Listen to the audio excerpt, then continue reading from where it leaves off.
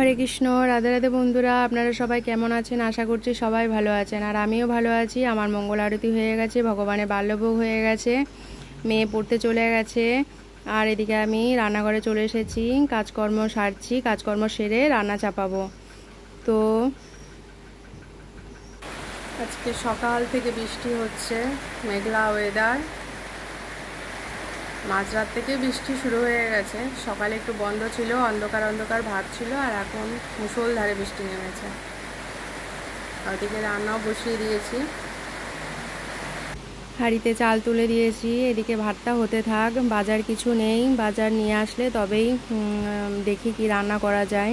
প্রচণ্ড বৃষ্টি হচ্ছে, তো বাজার থেকে প্রতিদেব চলেও এসেছে।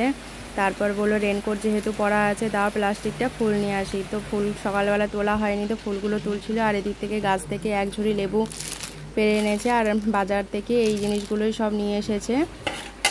তো আমার রান্নাও কমপ্লিট হয়ে গেছে। এটা সকালের রান্না, চাল কুমড়ো দিয়ে ডাল করেছিলাম আর কুমড়ো আলুর তরকারি করেছিলাম।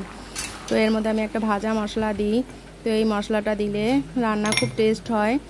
আর রান্না কমপ্লিট, ভগবানের ভোগও হয়ে গেছে, প্রসাদ পাওয়া হয়ে গেছে, প্রতিদেব কাজে চলে গেছে। আর মেয়ে আজকে বাড়িতেই রয়েছে, যেহেতু খুব বৃষ্টি হচ্ছে সারাদিনই। আর মেয়ের সাথে কথা বলছিলাম যে একটু জোয়ান খাওয়া খুব ভালো। আমি জোয়ান খাচ্ছিলাম, আর মেয়েকে বলছিলাম একটু খাবি, ওর ঝাল লাগে বলেও খেতে চায় না, তাই ওকে বলছিলাম। তো যাই হোক, আমি এদিকে তারপরে কাজকর্ম সব কমপ্লিট করে নিচ্ছি, যেহেতু আবার দুপুরবেলা রান্না করতে হবে। আর বেসিনটা একটুখানি পরিষ্কার করে নিলাম। বেসিন পরিষ্কার করতে হয়, জলের দাগে খুব মানে নোংরা লাগে দেখতে।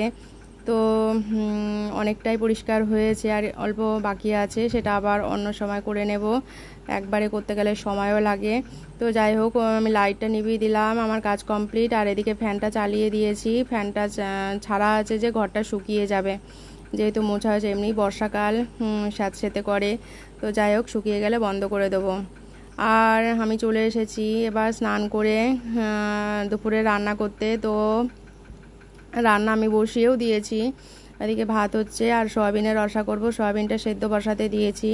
আর আমার নাকের পাশে একটা ফোড়া মতো হয়েছিল ছোট, তো দেখছিলাম লাল হয়ে রয়েছে মুখটা, তো একটু বোরোলিন লাগিয়ে দিয়েছি, কমে যাবে। তো এক তরকারি দিয়ে ভগবানকে সেবা দিতে নেই, তো এক তরকারি দিয়ে সেবা দেবো, তাই একটু আলু ভেজে নিচ্ছি। আলু ভাজা সয়াবিন দিয়ে সেবা দেবো।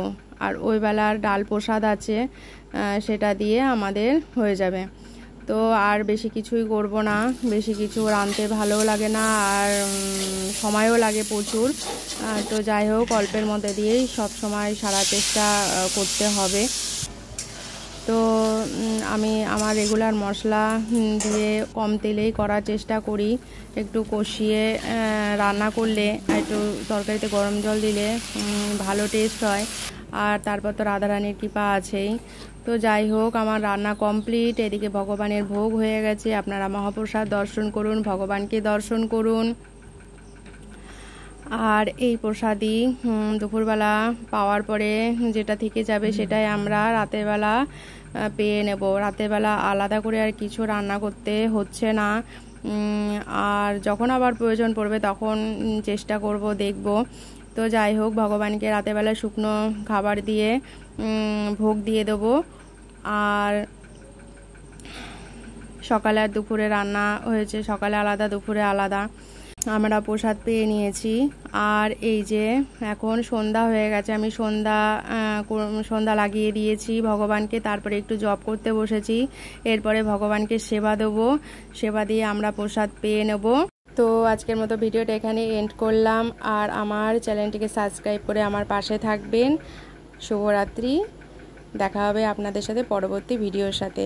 হরে কৃষ্ণ, হরি বল।